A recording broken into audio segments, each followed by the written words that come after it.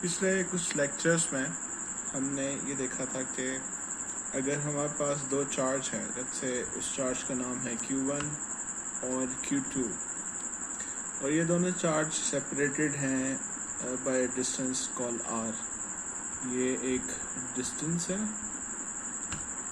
इन दोनों चार्जेस के दरमियान फोर्सेस ऑफ अट्रैक्शन होगी या फोर्सेस ऑफ रिपल्जन होगी, यानी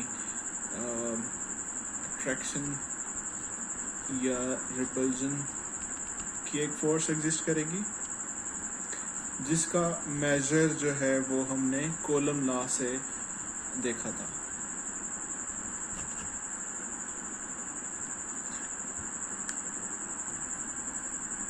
सॉरी, ये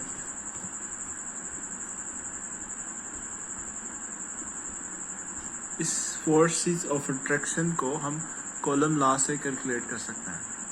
ये फोर्स अट्रैक्टिव कब होगी? जब पॉजिटिव और नेगेटिव, यानी एक पे चार्ज पॉजिटिव होगा, अपोजिट चार्ज होगा तो फोर्स अट्रैक्टिव फोर्स होगी।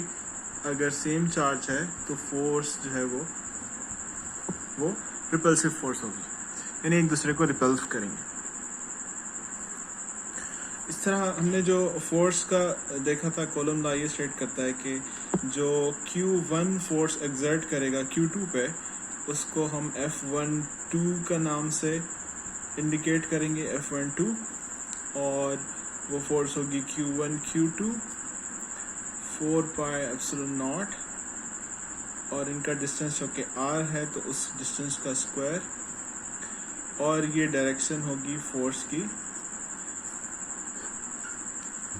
अगर ये डायरेक्शन AR है तो ये डायरेक्शन इंडिकेट करेगा एक यूनिट वेक्टर कि इस डायरेक्शन में फोर्स एक्सर्ट कर रहा है। इसी तरीके से अगर ये चार्ज मल्टीपल होते जाएं तो ये टेस्ट चार्ज है, लेट्स से Q, और ये मल्टीपल चार्ज हैं Q1, Q2, Q3, Q4, Q5 etcetera etcetera, तब कोलम लॉ ये कहता है कि जो टोटल फोर्स होगी वो हम सम की फॉर्म में लिख सकते हैं, और ये n चार्जेस हैं अगर, तो हम इसको इस तरीके से लिख सकते हैं बेसिकली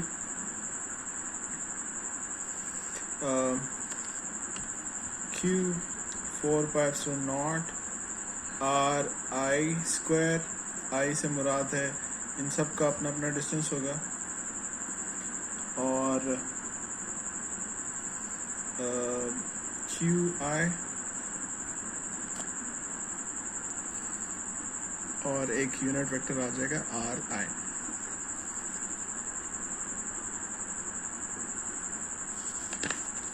सिमिलरली हमने ये देखा था कि जो इन दो फोर्स के दरमियान, इन दो चार्जेस के दरमियान जो फोर्स एग्जिस्ट करती है, ठीक है, वो इस वजह से एग्जिस्ट करती है कि ये चार्ज की एक फील्ड होती है, जिसे हम यानी इस ये जो चार्ज है प्लस या माइनस, इसकी एक फील्ड होती है जिसे हम कहते हैं कि ये इलेक्ट्रिक फील्ड है। ये इलेक्ट्रिक फील्ड, अगर इलेक्ट्रिक फील्ड एग्जिस्ट करेगी तो वो इलेक्ट्रिक फील्ड के एग्जिस्ट होने की वजह से ये चार्ज एबल होगा कि एक फोर्स एक्सर्ट कर सके इस चार्ज Q2 पे। और हमने कहा था कि जो फील्ड है E फील्ड, उसको हम लिखते हैं F डिवाइडेड बाय Q। ये भी यूनिट, और ये Q2 है।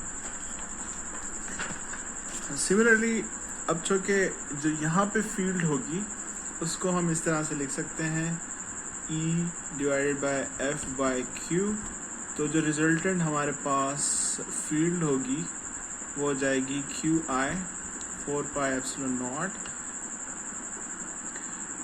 ARI। तो ये E फील्ड बेसिकली इस तरह, और ये हमने कहा था कि ये इस उसी वक्त हो सकता है जब ये सुपरपोजिशन थ्योरम अप्लाई हो सके। सुपरपोजिशन थ्योरम जब अप्लाई हो सके और बेसिकली जो कॉलम लॉ है और इलेक्ट्रिक फील्ड है वो सुपरपोजिशन थ्योरम को फॉलो करते हैं। इसी तरीके से एक और चीज़ हमने ये देखी थी कि अगर हमारे पास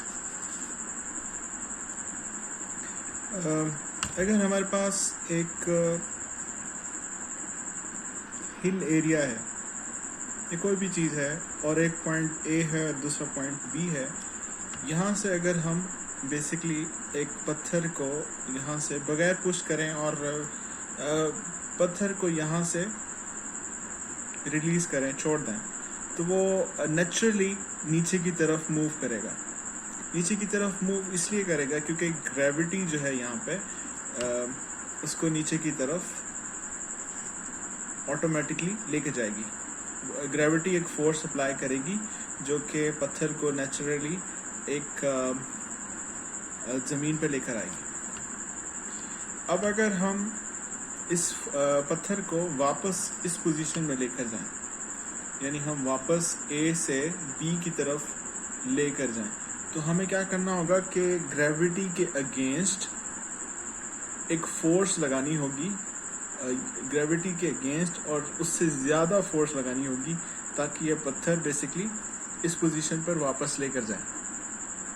तो जो फोर्स हम लगाने पड़ेगी तो हमें बेसिकली एक वर्क करना पड़ेगा, और यानी हम फोर्स लगाएंगे एक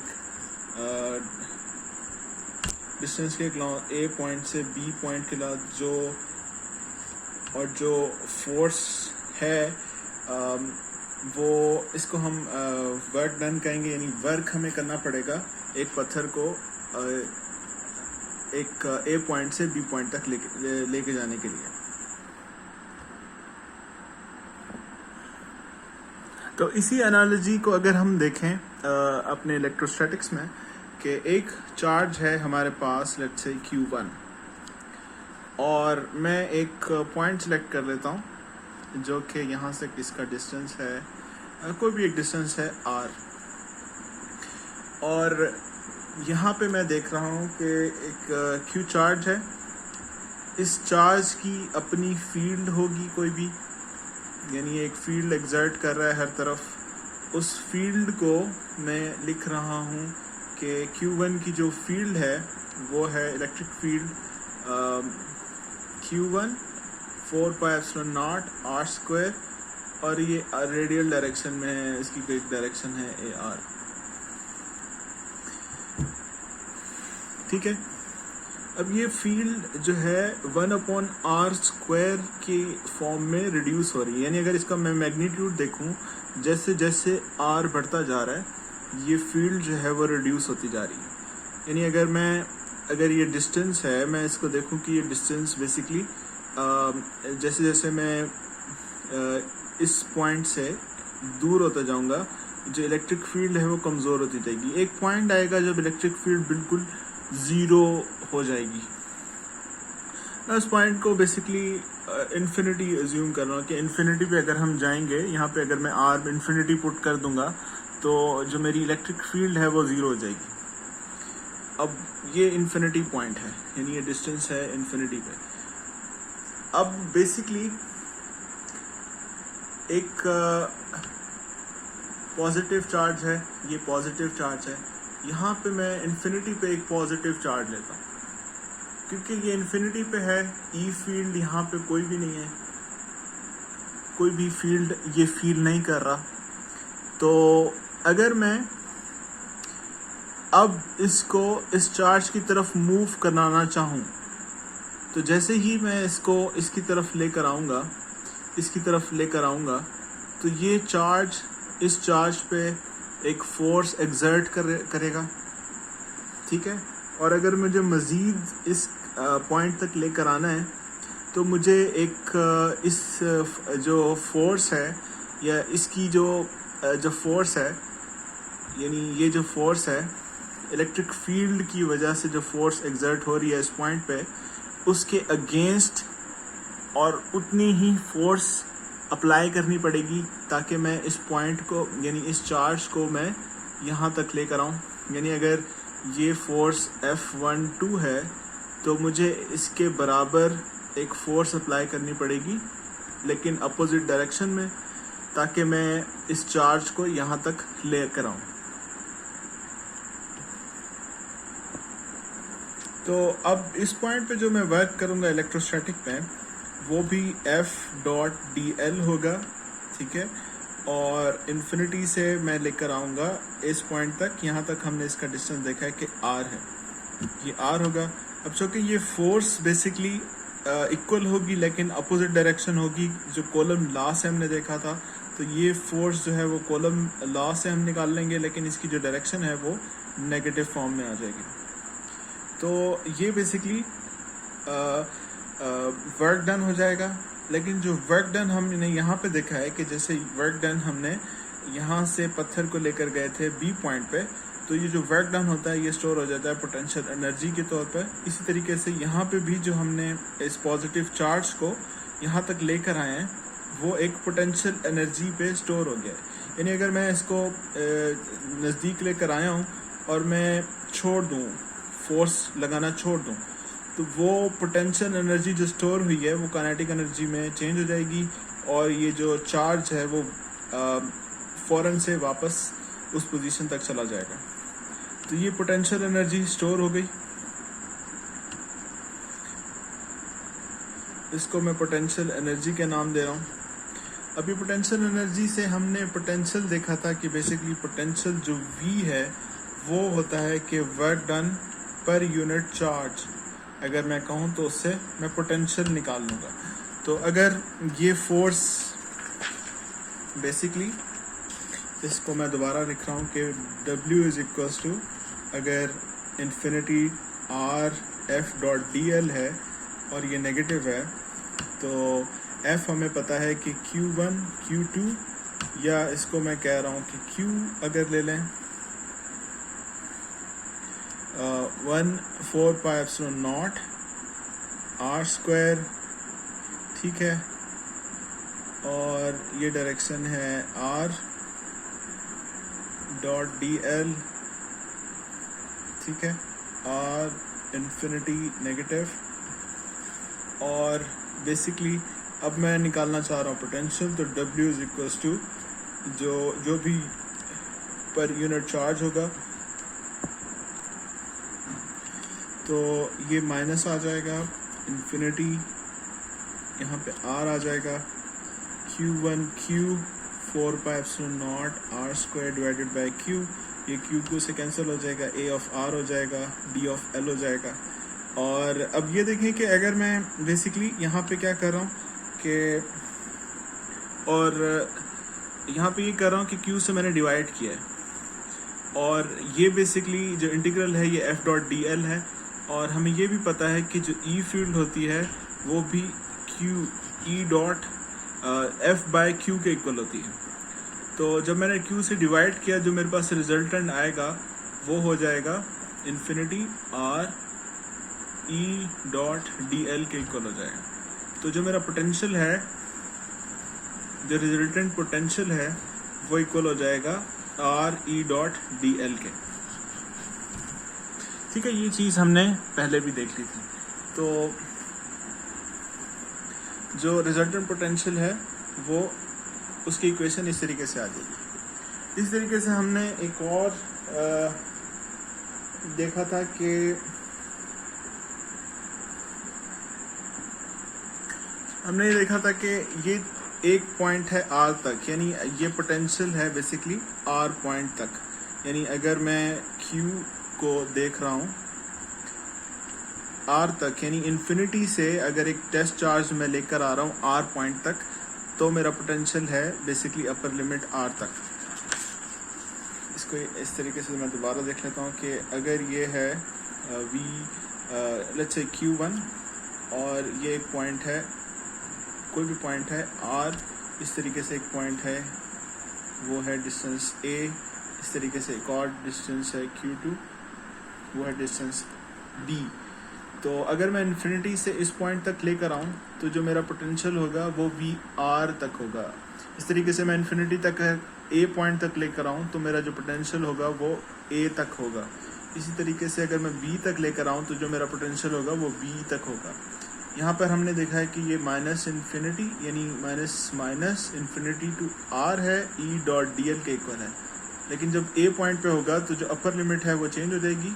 यहाँ पे आर है तो यहाँ पे जो अपर लिमिट है वो हो जाएगी A E dot D L पे, और इसी तरीके से जो infinity B E dot D L पे हो जाएगी। तो जैसे जैसे डिस्टेंस चेंज होगा जो अपर लिमिट है वो चेंज होती जाएगी। अब अगर मुझे पोटेंशियल डिफरेंस निकालना है, यानी जैसे हम वोल्टेज में देखते हैं हायर पोटेंशियल से लोअर पोटेंशियल को देखते हैं, तो जो पोटेंशियल डिफरेंस हमने देखा था, अगर हम पोटेंशियल डिफरेंस देखें V B minus V A, तो ये हमारे पास निकला था basically minus,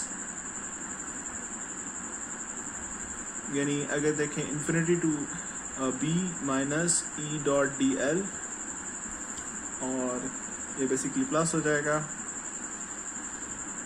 infinity A E dot D L, और ये फर्दर आ जाता है equal A B minus E dot D L के।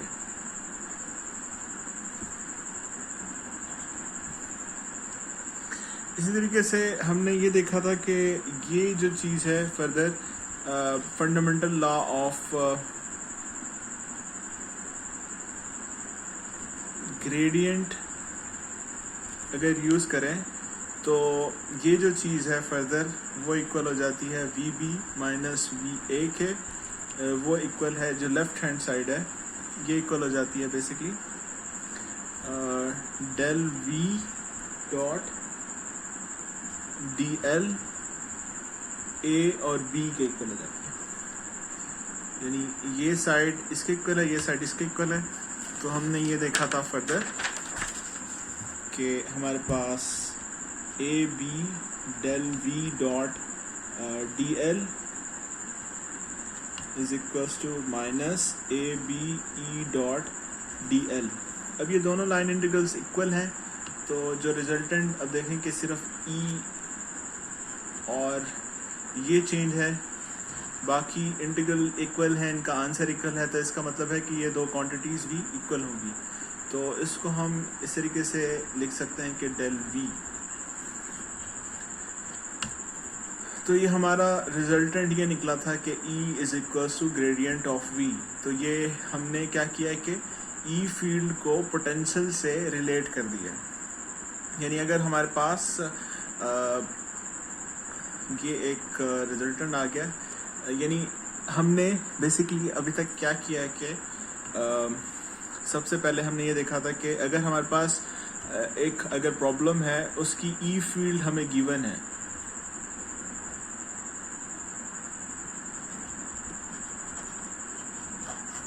यानी ई फील्ड गिवन है, तो ई फील्ड अगर गिवन है let's say Q1 4 pi epsilon not R square A of R कुछ भी हमें गिवन है, तो इससे हमने बेसिकली पोटेंशियल कैसे निकाला था कि पोटेंशियल हमने इससे निकाला था कि E को अगर हम DL निकालें और इसको इंटीग्रेट कर रहे हैं इन्फिनिटी से R तक और नेगेटिव ले लें तो हमारे पास पोटेंशियल आ जाएगा R पॉइंट तक, ठीक है। लेकिन अगर हमारे पास पोटेंशियल दिया हो, ये पोटेंशियल V दिया हो, यानी कोई भी पोटेंशियल अगर हमें डिफाइंड हो, पोटेंशियल डिफाइंड हो, तो उससे हम ई फील्ड कैसे निकालेंगे कि उसका सिंपली ग्रेडियंट ले लें और माइनस ले लें तो हमें बेसिकली ई फील्ड आ जाएगी। ये हम एक्सरसाइज इसलिए कर रहे हैं कि बेसिकली हमने शुरू में ये देखा था कि ये जो इस कोर्स का मकसद ये है कि अगर हमारे पास कुछ चार्जेस हों तो हमने उसका इफ़ेक्ट देखना है कि किसी एक स्पेसिफिक पॉइंट पे उसका इफ़ेक्ट क्या होगा। तो हमने ये देखा है कि अभी तक अगर हमारे पास ई फील्ड है तो उससे हम पोटेंशियल निकाल सकते हैं, अगर पोटेंशियल है तो उससे ई फील्ड निकाल सकते हैं। इसी तरीके से हमने फर्दर ये देखा था कि ये जो रिज़ल्ट है E is equals to minus del V, अगर हम इसको फर्दर लेकर चलें तो हमने एक इक्वेशन देखी थी बेसिकली जो गॉस लॉ है, डाइवर्जेंस है, sorry, del dot E is equals to rho epsilon not.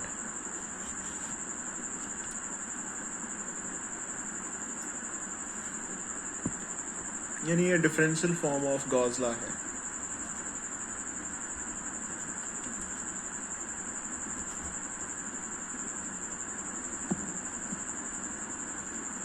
अब अगर यहाँ पे मेरे पास E की वैल्यू दी है in form of potential, electric field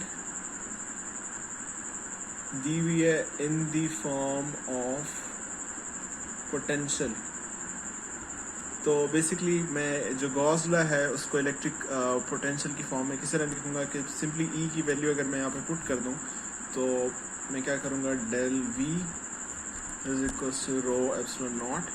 basically ये एक वेक्टर क्वांटिटी है, ये एक वेक्टर क्वांटिटी है, इन दोनों का डॉट प्रोडक्ट हो रहा है तो ये डेल स्क्वायर हो जाएगा V minus rho epsilon not. और इसको अगर मैं फर्दर देखूं तो रो V माइनस एप्सिलॉन नॉट। अब ये हमारे पास एक इक्वेशन आई थी जिसको हमने कहा था कि ये पोजॉन इक्वेशन है, ठीक है। अब बेसिकली ये क्या कर रही है कि अगर हमारे पास चार्ज डेंसिटी दी हुई हो, यानी अगर हमारे पास चार्ज डेंसिटी हो तो उससे हम यानी अगर पोटेंशियल दिया हो उसका अगर हम कर्ल सेकंड ग्रेडियंट यानी इसका हम अगर यानी इस अगर क्वांटिटी को मैं देखूं तो ये बेसिकली ये कह रही है कि सेकंड इंटीग्रल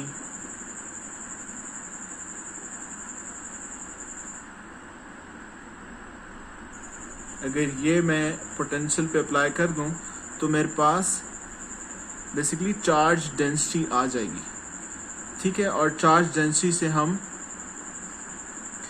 ई फील्ड को रिलेट कर सकते हैं, यानी ये रिलेशन बेसिकली ये बता रहा है कि चार्ज डेंसिटी और जो पोटेंशियल का आपस में रिलेशन है वो क्या रिलेशन है।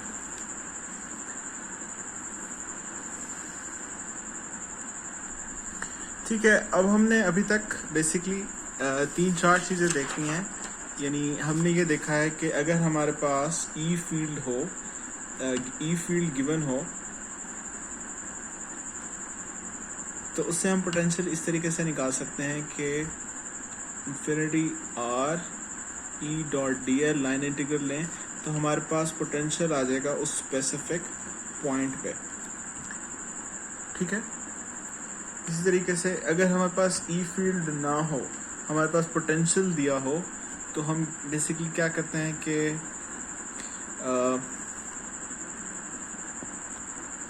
अगर हमारे पास पोटेंशियल दिया हो तो हम क्या करते हैं कि बेसिकली उसका ग्रेडियंट ले लें ई फील्ड का, सॉरी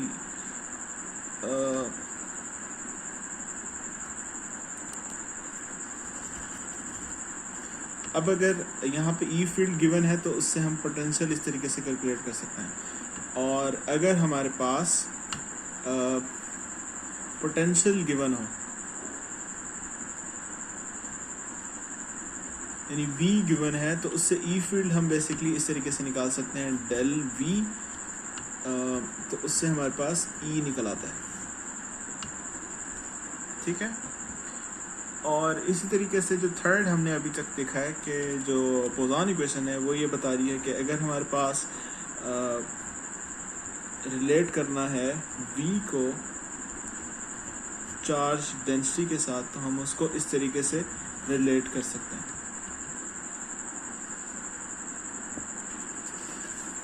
बेसिकली हमने इन दी एंड जो करना होता है वो ई फील्ड निकालनी होती है। अब इस रिलेशन में हमें यहाँ पे हमने बेसिकली ई से वी निकाला है, ठीक है। लेकिन बेसिकली जो हमें इलेक्ट्रोस्टैटिक में ज़रूरत होती है वो आमतौर पे ई फील्ड की ज़रूरत होती है, तो हम ई फील्ड को ही देख रहे होते हैं। तो अगर हमारे पास पोटेंशियल गिवन हो, ठीक है, ई फील्ड अगर हमारे पास गॉस लॉ से हम ना कैलकुलेट कर सकते हैं, यानी ज्योमेट्री इतनी कॉम्प्लेक्स है कि हम गॉस लॉ जो है हमारे पास, यानी ई डॉट टी एस हम नहीं कैलकुलेट कर सकते, तो हम बेसिकली क्या कहते हैं कि देखते हैं कि पोटेंशियल गिवन है हमारे पास, तो हम पोटेंशियल का सिंपल ग्रेडियंट लेके ई फील्ड उस केस में सिंपली ई फील्ड ग्रेडियंट से कैलकुलेट कर सकते हैं। अब कुछ केसेस में ये चीज़ें पॉसिबल नहीं होती, तो बेसिकली हम फिर डिफरेंट जो है टेक्निक्स को यूज़ करते हुए ई फील्ड जो है कैलकुलेट करते हैं। तो यहाँ पे देखा है कि एक तो ये है कि यानी हमने रिलेट किया है पोटेंशियल का और ई फील्ड का रिलेशन इस तरीके से है, यानी अगर हमारे पास ई फील्ड गिवन हो तो हम पोटेंशियल इस तरीके से निकाल सकते हैं, अगर पोटेंशियल इस तरह हो तो ई फील्ड जो है वो उसका ग्रेडियंट लेके कैलकुलेट कर सकते हैं। तो इन दी एंड हमने लेकिन जो कैलकुलेट करना होता है वो ई फील्ड कैलकुलेट करना होता है, तो हम बेसिकली इस इक्वेशन को देखते हैं कि इससे हम फर्दर कुछ ऐसा निकाल सकते हैं, यानी अगर हमारे पास पोटेंशियल गिवन हो, यानी ई फील्ड हमें कैलकुलेट करनी है, लेकिन हम सिर्फ ये वाली इक्वेशन यूज़ करना चाह रहे हैं हमें, क्योंकि इन दी एंड हमने ई फील्ड ही कैलकुलेट करनी है, तो हम कुछ ऐसी इक्वेशन लें जिसमें ई फील्ड ना यूज़ हो। तो लेट्स से कि अभी इस इक्वेशन को देखते हैं कि हमारे पास जो इक्वेशन है V of R infinity R E dot T L, ठीक है। ई हमें पता है कि लेट्स से एक चार्ज है Q, उसकी फील्ड है, तो ई फील्ड हमें पता है कि Q 4 pi epsilon not R square A of R जो है वो हमारी ई फील्ड है, और जो डी एल है लेट्स से कि हम, क्योंकि ये आर है तो हम इसको कह रहे हैं कि ये एक स्फेरिकल कोऑर्डिनेट सिस्टम में है, यानी R D R plus R sine of theta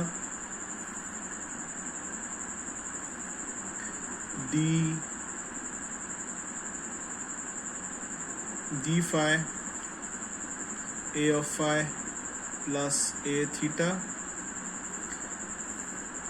और डी थीटा, ये हमारे पास डी एल है।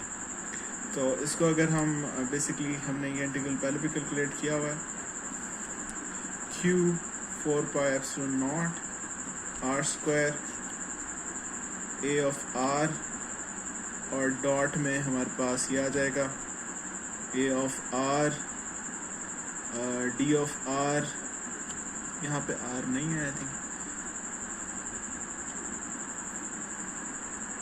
Plus A of phi R small R sine of theta D of phi plus A of theta, ये theta है, R D theta. अब चूँकि dot product सिर्फ एक चीज़ के है, बाकी सारी चीज़ें ज़ीरो हो जाएंगी, तो जो रिजल्टेंट आएगा वो minus infinity R Q 4 pi epsilon not R square के इक्वल आएगा, और जब इसको हम सॉल्व करेंगे तो जो हमारे पास रिजल्टेंट आएगा वो आ जाएगा 4 pi epsilon naught Q by R के इक्वल आ जाएगा। तो जो हमारे पास पोटेंशियल है वो V is equals to 1/4 pi epsilon naught Q R के इक्वल है। अब इसमें ये देखें कि ये कोई डायरेक्शन नहीं है, क्योंकि हमने यहाँ पे डॉट प्रोडक्ट ले लिया है, तो यहाँ पे कोई डायरेक्शन नहीं है, लेकिन ई फील्ड अगर हम यहाँ पे देखें तो यहाँ पे जो हमारे पास डायरेक्शन है रेडियल डायरेक्शन। तो इसी तरीके से हम इसको फर्दर आगे लेकर चलते हैं।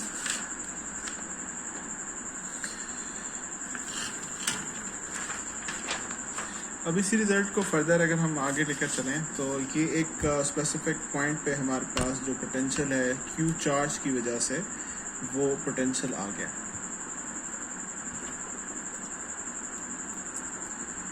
यानी एप्सिलॉन नॉट आर, ये पोटेंशियल बेसिकली इसके इक्वल आ गया।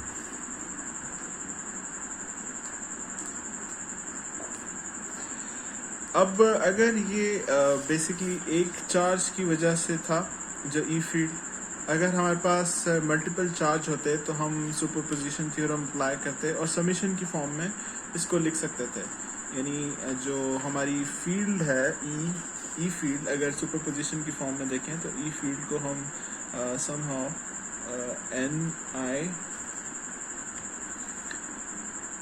Q I 4 pi epsilon not R I square और यहाँ पे R A I E field इस तरीके से लिख सकते थे। तो अगर हम बेसिकली दोबारा इसको सुपरपोजिशन थ्योरम अप्लाई करें तो जो n चार्जेस की वजह से जो पोटेंशियल होगा उसको हम लिख सकते हैं कि v of r 1/4 pi epsilon not n I is equals to 1 q I और r I, क्योंकि इसमें पोजीशन वेक्टर नहीं है, इसमें पोजीशन वेक्टर नहीं है तो यहाँ पे भी कोई पोजीशन वेक्टर नहीं आएगा। अब ये डिस्क्रीट यानी पॉइंट चार्जेस की वजह से जो पोटेंशियल आया है वो इस तरीके से आया है। इसी को अगर हम अज्यूम करें कि ये एक कंटिन्यूस चार्ज डिस्ट्रीब्यूशन है तो हम इस समीशन को इंटीग्रल की फॉर्म में कन्वर्ट कर सकते हैं 4 पाई एप्सिलॉन नॉट। ठीक है, ये डिस्क्रीट है। अब अगर कंटिन्यूस चार्ज डिस्ट्रीब्यूशन हो, यानी जो चार्ज डिस्ट्रीब्यूशन थी ये डिस्क्रीट है, पॉइंट चार्जेस थे, उसकी जगह पे हमारे पास कंटिन्यूस चार्ज डिस्ट्रीब्यूशन है यानी डेंसिटी दी हुई है, तो हम इस पोटेंशियल को बेसिकली लिख सकते हैं dq अपॉन r। और अगर ये वॉल्यूम चार्ज डेंसिटी है, अगर हमारे पास वॉल्यूम चार्ज डेंसिटी होगी तो ये इक्वल हो जाएगा 1/4 पाई एप्सिलॉन नॉट। ठीक है, dv रो v के इक्वल। तो अब हमारा जो पोटेंशियल है हमने उसको रिलेट कर दिया है चार्ज डेंसिटी के साथ। ठीक है, यानी अब हमने क्या किया है कि चार्ज डेंसिटी के साथ इसको v ऑफ r को रिलेट कर दिया है।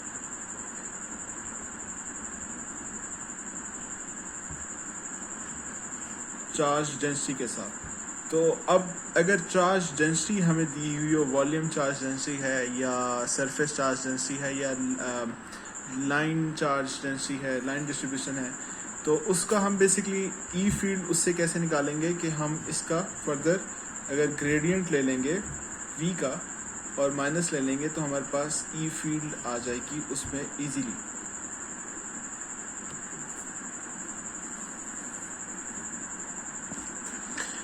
इसको मैं दोबारा से बता देता हूँ कि हमारे पास बेसिकली हमने ये देखा है कि हमारे पास जो पोटेंशियल निकला था वो निकला था v ऑफ r।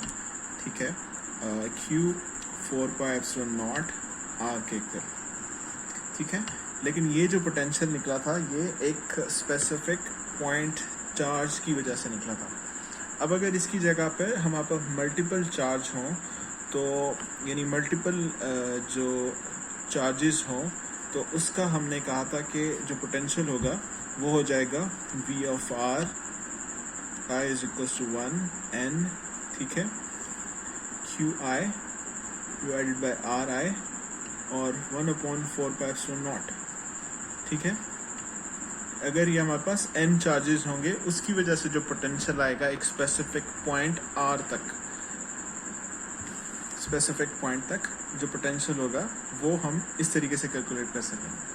अब ये पॉइंट चार्जेस की जगह पे अगर हमारे पास चार्ज डेंसिटी हो, यानी अगर कोई वॉल्यूम चार्ज डेंसिटी है, यानी एक वॉल्यूम है चार्ज डेंसिटी है वो गिवन है, या एक सरफेस चार्ज डेंसिटी है या एक लाइन चार्ज डेंसिटी है, इस तरीके से अगर दिया हो तो हम इस समेशन को कन्वर्ट कर सकते हैं इंटीग्रल की फॉर्म में।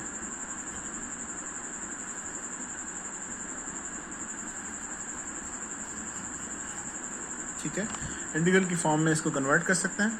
तो हमारे पास बेसिकली इससे फ़ायदा ये है कि हमने जो पोटेंशियल को रिलेट कर दिया है डेंसिटी के साथ, क्योंकि यूजली हमें डेंसिटीज़, करंट डेंसिटीज़ का पता होता है। अगर हमें करंट डेंसिटी पता है किसी मटेरियल की, तो उससे हम ये किसी भी चीज़ की, तो उससे हम पोटेंशियल कैलकुलेट कर सकते हैं, और पोटेंशियल से फर्दर हम डेल वी कैल करके ई फील्ड कैलकुलेट कर सकते हैं, जो कि हमारा अल्टीमेट गोल है। लेकिन अब एक और चीज़ अगर आप याद करें कि हम इस डेंसिटीज़ को ई फील्ड के फॉर्म में भी लिखते थे, यानी अगर हम याद हो तो आपको कि हमने बेसिकली ये इक्वेशंस भी देखी थी कि हम डेंसिटी को rho V D we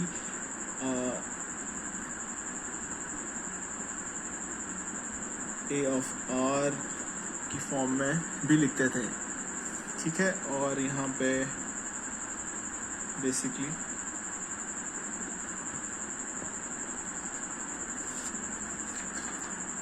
basically यहाँ पे एक आर भी आएगा, और यहाँ पे भी एक शायद आर भी आएगा।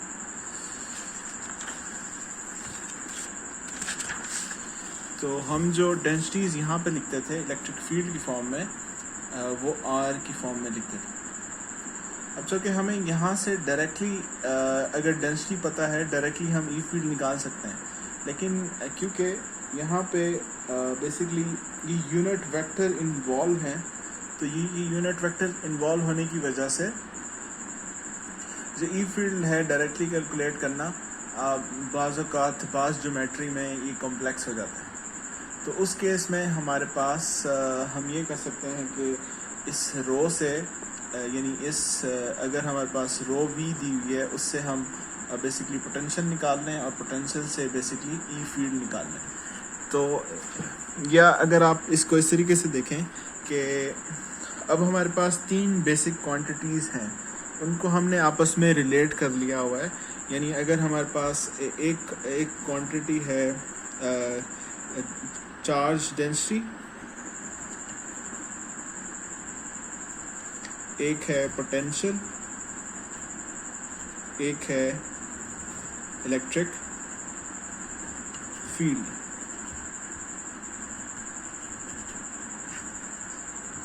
तो हमने क्या किया है कि बेसिकली अगर मैं इसको इस तरीके से लिखूं कि एक है मेरे पास चार्ज डेंसिटी, यानी रो है चार्ज डेंसिटी, एक है मेरे पास पोटेंशियल, एक है इलेक्ट्रिक फील्ड। ठीक है, अगर मेरे पास चार्ज डेंसिटी दी हुई हो, उससे मैं ई फील्ड कैलकुलेट कर सकता हूँ यूजिंग दिस फॉर्मूला। रो, ठीक है, R square A of R D V, अगर वॉल्यूम है या जो भी है। ठीक है, और इसी तरह से चार्ज डेंसिटी है, उससे मैं पोटेंशियल कैलकुलेट कर सकता हूँ basically rho V D V R से मैं पोटेंशियल कैलकुलेट कर सकता हूँ, यहाँ से मैं इलेक्ट्रिक फील्ड कैलकुलेट कर सकता हूँ। ठीक है, अगर मेरे पास इलेक्ट्रिक फील्ड है और मुझे ये चार्ज डेंसिटी कैलकुलेट करनी है, तो हमने ये देखा था कि हमारे पास बेसिकली जब हम ई फील्ड गिवन हो,